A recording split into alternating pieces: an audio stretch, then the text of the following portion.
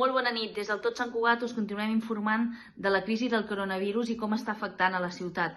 Aquest dijous al matí el conseller d'Educació, Josep Bargalló, ha reconegut que les classes no es reprendran d'aquí 15 dies tal i com s'havia dit inicialment, sinó que encara no hi ha data perquè els nens i nenes tornin a les aules. En clau local, al web de Tot Sant Cugat, aquest dijous entrevistem a l'alcaldessa Mireia Ingla, que es mostra convençuda de que ens en sortirem d'aquesta crisi, això sí, si tots i totes fem cas del confinament. Ingla també explica quines són les mesures econòmiques que ha pres l'Ajuntament de Sant Cugat i quins són els serveis que continua prestant el consistori, tot i que l'edifici consistorial està tancat des de dilluns.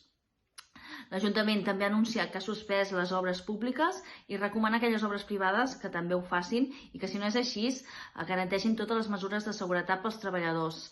Els mercats municipals també han sent notícia avui perquè el mercat del dijous s'ha continuat fent, això sí, només amb les parades d'alimentació.